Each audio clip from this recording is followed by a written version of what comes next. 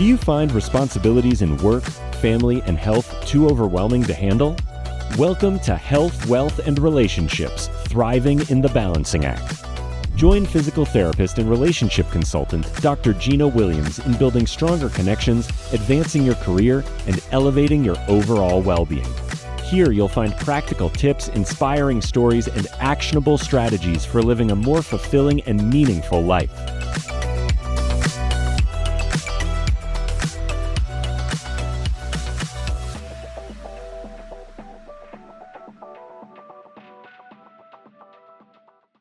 Welcome to the podcast. I am Dr. Gina Williams, owner of Mobility Health Physical Therapy. If you live in Manhattan, we can see you at our clinic in Midtown Manhattan, or we do home visits in Manhattan, Brooklyn, and Queens. You can find us on mobilityhealthphysicaltherapy.com. Today's podcast, Health, Wealth, and Relationships, Thriving in the Balancing Act. We have guest Adriane Berg. Through her groundbreaking media platform, The Ageless Traveler, Adriane empowers 60-plus travelers to embark on transformative journeys filled with the connection, discovery, and purpose. Adriane, age 76, has visited 121 countries and has been named a New York Times Age Boom Fellow. The Ageless Traveler podcast and blog covers solo travel, women's adventuring, grandparent travel, volunteering, financial barriers to travel, and unique topics such as caregiver travel, multi-mobility challenges, and complexities of traveling with mind, cognitive, or physical impairments. Her content highlights age-friendly destinations and celebrates the resilience and vitality of older travelers while advocating for their unique needs.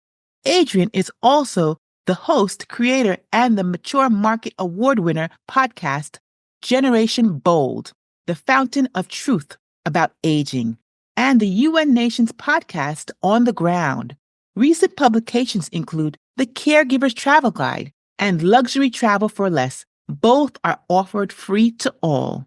In collaboration with the World Tourism Network, Adriane is incentivizing the tourism industry to embrace the diversity and vitality of older travelers by offering the first Ageless Tourism Recognition Award. The Silver Economic Market nominated her for the Fighting Isolation Award in September 2024. In 2025, Adriane will keynote at the HFN Expo on travel, tech, and isolation. Adriane's advocacy includes being a representative to the United Nations from the International Federation of Aging, a board member of the UN's Global NGO Executive Committee, and a member of the NGO Committee on Aging, at the forefront of advocating for a treaty on the human rights for older adults, a crucial endeavor in today's aging population. Welcome to the podcast, Adriane. Thank you so much for being here. Thank you very much. I'm really delighted to be here. Anytime I can spread the word about healthy travel and lifelong travel made easy and what it does for us as we age, I'm always happy to be there. Thank you. And so for people listening, where can they find you on social media, online, if they're looking for more information about travel? It's very easy. Simply go to agelesstraveler.com. We put all of our podcasts there. We're a weekly podcast. If you are on Apple or Spotify or any other podcast disseminator, just take a look at Ageless Traveler. And also, of course, if you're a caregiver and you want our free book on traveling with a care recipient or on your own, it's the Caregiver's Travel Guide, caregiverstravelguide.com, or Luxury Travel for Less.info, because we really do want the public to be able to travel, and we're knocking down those barriers. And we know that two of them is money, and another one is that we have responsibilities as caregivers, and sometimes we can't travel, or we'd like to travel with our care recipient, and this helps you. But you'll get all the information you need, including our articles and wonderful videos too, on agelesstraveler.com. Wonderful. And if you're looking for this recording and to view this podcast again, you can go to mobilityhealthpt.com and you'll find it on our podcast link on the website. And we also have a YouTube channel. So anybody that we interview on our podcast, our audio podcast, we get very personal with them. We do some really in-depth private interviews, but we let you see them on the Ageless Traveler YouTube channel. So remember Ageless Traveler and you're it. Easy to remember. So, Adriane, you've created a unique platform with the Ageless Traveler to empower older adults through travel. Can you share what inspired you to focus on the 60 plus community and their journey? Well, first I really did focus on travel. I love to travel. I've traveled since I was 11 years old, and I traveled under very bad circumstances. My father died when I was a child, 11, very rapidly. He just had a stroke and a hemorrhage. And, you talk about health all the time. He was very unhealthy, but we were definitely not prepared. And he was very young. So I had a personal depression over this. And my mother's remedy in those days was not pills, not therapy, but send me to an exciting summer, because he had died in June. And by July, I was on an airplane. And that airplane took me to 4 countries. And I was never depressed again. The idea of the bigness of the world was really, really brought home to me. So as I got older and I became an elder law attorney, which I was for almost 40 years, and I began to study issues of aging. And as you said, I created a podcast called Generation Bold, the fountain of truth about aging. I learned about aging. I was aging. My friends were aging. My husband was aging. I realized that depression can set in, isolation can set in, or like many women who are retired, we can just want more fun. Girls just want to have fun. And travel was an answer. Travel was an answer to the fun. Travel was an answer to multi-mobility. When one person, a friend or a spouse or a life partner, isn't as spry as you are, we all age differently. How could we go on these trips together anyway? And if we do lose our buddies for one reason or another, how can we make new ones? And travel was an answer to all of these things, as well as finding life purpose and volunteering and going around the world and sharing our skills. So I thought, I'm going to give myself a present. When I was 75, I actually started the Ageless Traveler, and that's almost 1 year ago. Remember, I've been doing podcasting for decades on aging, per se. This is about travel and aging. And it took off. It took off to the extent that we have now an institute called Ageless Tourism, and it's for the tourism industry to cater to us better and to do more looking into how ageist they may be. So it's been quite a ride. I didn't expect it to be this big within a year, but just came back from Cannes where we were up for an award. We're up for an award in solo travel this October. We're just nominated for another award. I'm fascinated by how important this was. And it was just a gift to myself when I hit 75. Wow. So you've traveled to over 121 countries. How do you believe travel transforms one's perspective on aging and vitality? Well, I think it is proven. It's not just what I believe or what I think. I just put a package together for cruise ships, actually. And I did a lot of research. The NIH, which is the National Institute of Health in the UK, and the NIA, which is the National Institute on Aging in the US, have done studies. And their studies show that one of the big problems of being older is that you become incompetent. And you become incompetent because people think you're incompetent. There's a word for it. They use the word self-imposed helplessness. So people think you can't do something. So after a while, you stop doing it. And you either lose the skill or you ask other people to do it. And they actually studied people who travel. And they discovered that those people do not have that problem because travel requires so much autonomy and it requires so much of you doing something for yourself. Even if you're on a cruise, you've got to get up those bags out by midnight. You have to get to the booster station. So even the easiest of travel requires you to make decisions about packing and getting out on time. Just that alone changes people's self-image. So in addition to the fact that you're seeing the world, you see how big the world is, you really ignite your curiosity, which is a big part of staying healthy as you age. You're actually doing something neurologically, which is the world is forcing you to take care of yourself. And so you take care of yourself better. I was Yeah, fascinated by that. yeah, traveling is a good way to really exercise our physical and mental body. Faculties, for sure. And then if you're really an independent traveler, you have to find places yourself. You have to read the GPS. You have to do the technology. You have to learn Babbel so that you can translate what the Uber driver is saying in Greece. I mean, you have all these things that you have to do. You have to book your tour online. So there's a lot of tech involved in travel now. So it sneaks up, and it's just a wonderful way of taking care of all of these things at once. Not to mention the fact that if you're a good sightseer, you'll probably do a lot of walking. Hmm. And of course, there's a lot of health retreats, there's medical tourism, there's things that are directly related to health that a lot of people do.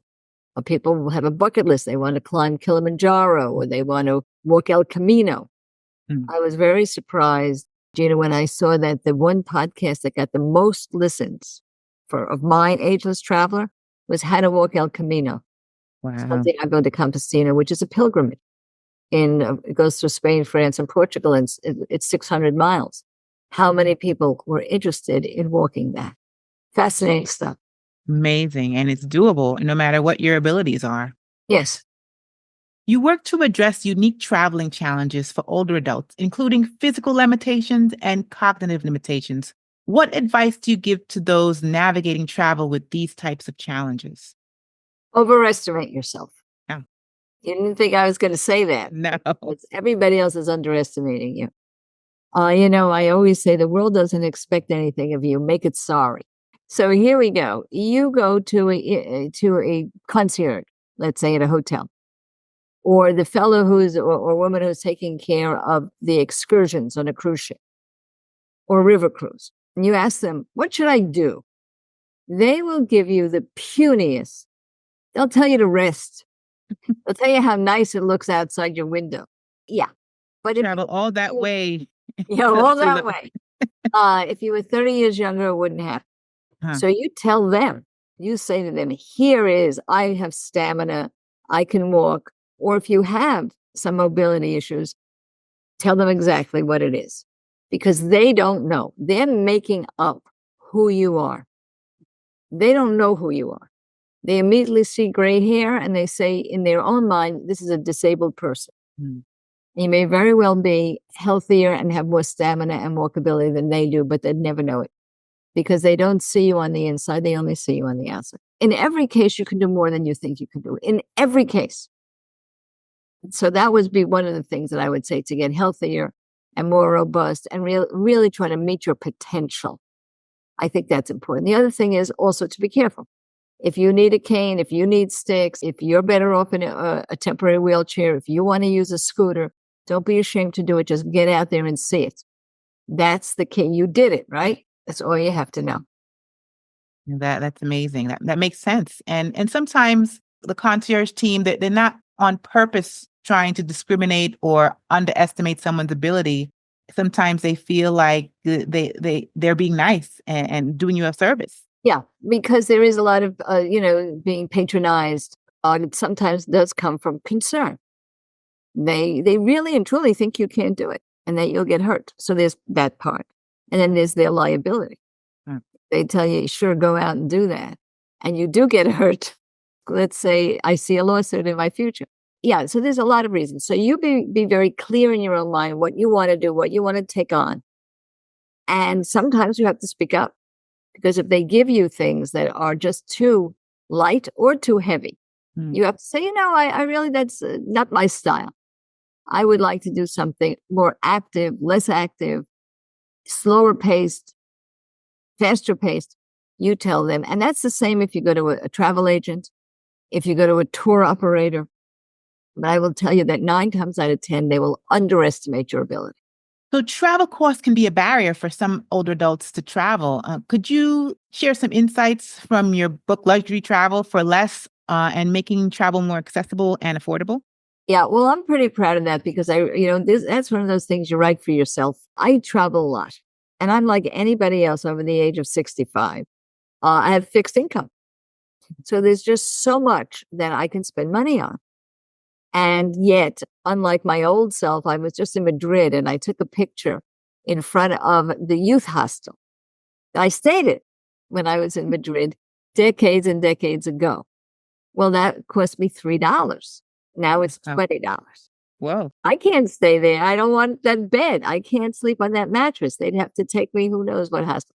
So I can't do that anymore. And I need what I call luxury travel. Now, there is a whole level of 5-star now, 6-star hotels. I don't necessarily mean that, but really at least 4-star these days. And if I could do better, even better. If I'm going to go on a ship, I would really like a ship with great culinary choices. How can I do that? And I put together a book with all my tricks. I got a lot of tricks and 75 different websites that I use. And I'll give you an example of what I mean by trick. So I'll give you 2 tricks so you'll see what I'm talking about. One trick is everybody would love to do a river cruise. And river cruises can be expensive. But there are also freighters that are for tourists. There are also canal boats. One of the most beautiful trips in the world is down the Erie Canal in New York State. Wow. These are the same beautiful, slow trips, and they're wonderful. Ferry trips are fantastic. You'd be surprised how luxurious they are. Another drawback sometimes is airplanes. They're expensive going on an airplane. And you want to go to a lot of places, and sometimes you want to go to exotic places. So I always try to use a national airline, like the airline of Morocco or the airline of Turkey, the airline of a country. Why? Because most of the time, and you check it out first, they will give you a free stay. Now, Emirates even pays for your hotel. Wow. Under certain circumstances, if you will stay there in between your other flights. And I'll give you a real itinerary that I took, which was I was in Amsterdam, but I had to get to England. So I went to Morocco because Air Morocco allows you to go over there at the lowest possible cost from Amsterdam, Morocco, England. And not only that, the extra flight is free. Wow. So, you have to look at things like that. And there are actually websites that I have in there that tell you which ones do that. Another website I love that's in the book is ones that tell you when the posted cost of an airline is a mistake. Huh. Airlines do post, and they sometimes make mistakes. You can have, it could say $10. It's supposed to say $10,000 for a first class. But like a store, if you book that minute, you'll get that ticket. Really, for flights? But it flies away because somebody is smart enough to look at it and fix it, right? So you want to get an alert. So there are alert services. This is just 2 or 3 out of hundreds of little things you could know. And that's simply on luxury travel for, spelled out FOR, luxury travel for less.info. And it's free. That's an amazing tip. I definitely will start to use that right away. It's not age-based. Anybody could use it. It's great. Yeah. Many of our listeners have family members in their 60s or 70s, or they themselves are in their 60s and 70s and curious about solo travel. What safety tips or best practices would you recommend to someone interested in embarking on their first solo adventure? I'm going to give a name out, Journey Woman. Now, they're not a sponsor. They don't pay me anything to say this. I'm not their spokesperson. I want you to know that. Journey Woman has been around for about 27 years, and it's devoted only to solo travel for women. So they do an excellent job in putting everything together. I will say that I was nominated for one of their awards. I will not know until October 30th if the Ageless Traveler got it, but it's a really good place. The other thing you should know about solo travel is that 63% of the women who travel are married. Oh, wow. So don't think that it's only for, people who are widows or they never married. They're really solo. They're not all solo in life. They're just solo in travel. So it's an interesting mix of people that you will meet. The other thing I will say about solo travel is, and this is one of the things that I really would love you to join our Facebook salon. We have a free Facebook salon. And one of the things that we're trying very hard to do is advocate to reduce the single supplement. If you're a solo traveler, you're paying extra. You're paying a lot extra for your accommodations. And sometimes it's really over the top, more than you should be paying. So we are an advocacy organization for older adult mature travelers, many of whom are solo travelers. The other thing is we have 2 or 3 podcasts by women, it happens to be women, and now we're starting something we have called Travel Bros. I just had the first man on, Don Mankin, who was with National Geographic. These are solo travelers and how they do it. So they actually tell you on the podcast, what do they pack? What do they do about safety? Where would they travel to?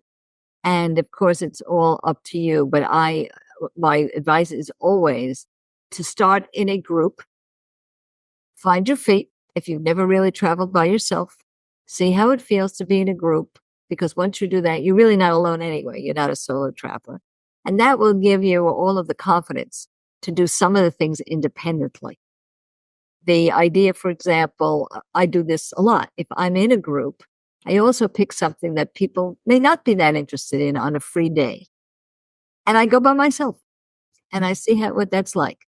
In my case, I love theater. Not everybody loves theater. So I've learned how to go to theater alone almost all over the world.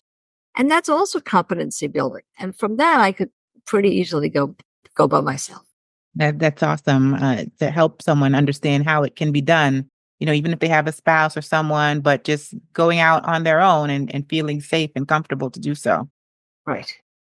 So you also advocate for caregiver travel. Can you share some insights into planning and enjoying travel as a caregiver and what you've seen as the most common barrier that they face? Yeah, you see this. I just came back from a house tour. We have something called Modernism Week here in Palm Springs. And that also reminded me to say about solo travel. One of the things you can do is start to travel in your own local area and have a wonderful time all day long and see how it feels. See how it feels to go to a restaurant by yourself.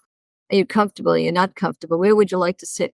Pretty soon it becomes a pretty interesting thing to do, and you begin to do it very, very well, and you'll like it. So be aware of that.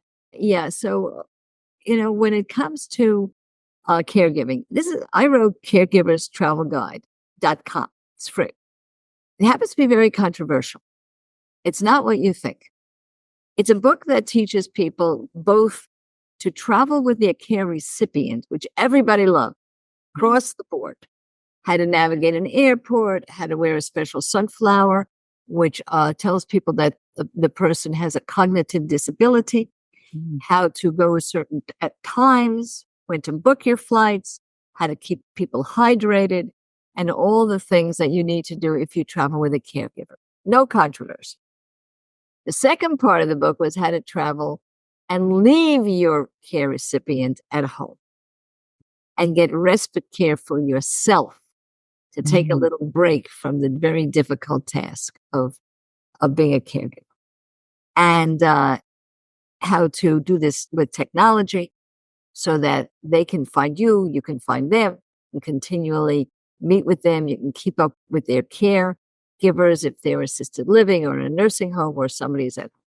That people either loved, they thought it was the most liberating thing they'd ever come across. Yes. A lot of people in the field of caregiving said people who are family caregivers should not travel. Wow. It's a burden and they should bear it. And it was a disgrace that I was helping them to travel. I've had pushback on mixed reviews, yeah. Mixed reviews on the morality of helping people travel, even if they have a care recipient in their life. And even if that care recipient is well taken care of in their absence. So it was a surprise to me, but yes, there is a faction that really believes it is the burden, and mostly the woman's burden, by the way. I will tell you that the only people who criticized were men. And okay. One criticism from one woman, even though there are males, a lot of men who are also caregivers. But just saying. Okay. Fun fact. Fun fact. So isolation in the aging population is a growing concern. How do you believe travel can be used as a tool to combat loneliness and foster a sense of community among older adults? Now, also a good surprise. This is a good surprise. First of all, let us say that we're dealing with people who are homebound.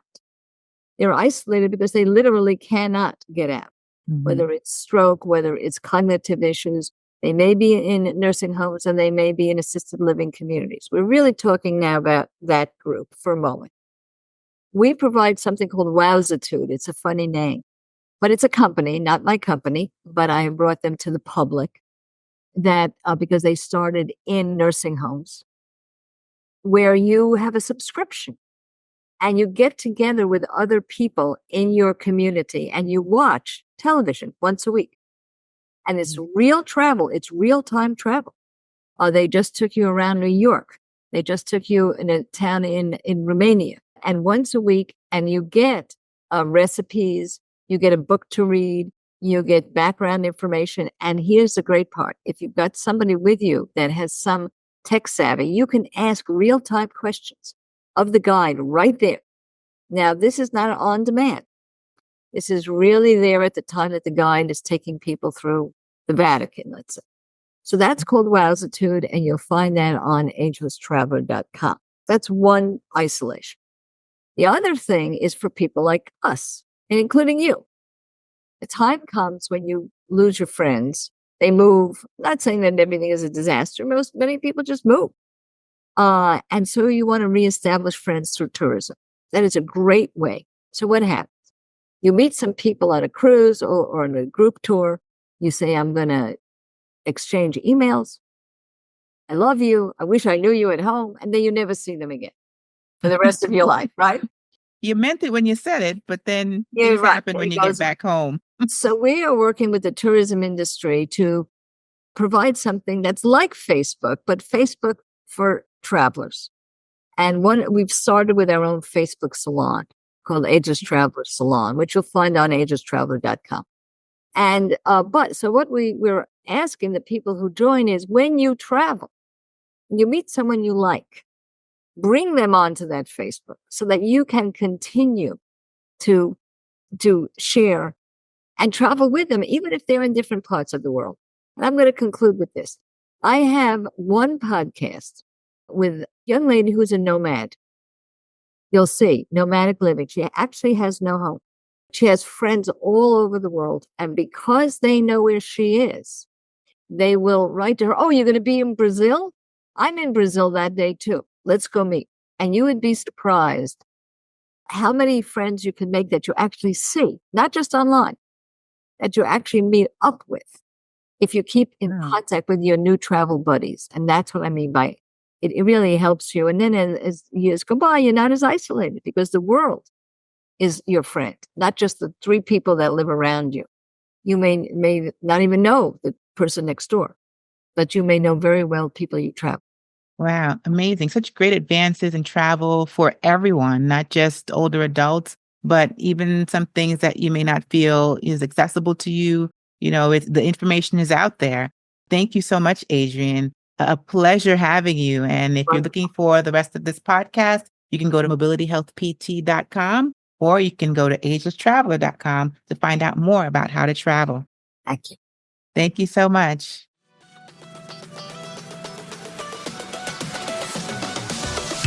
That's all for this episode.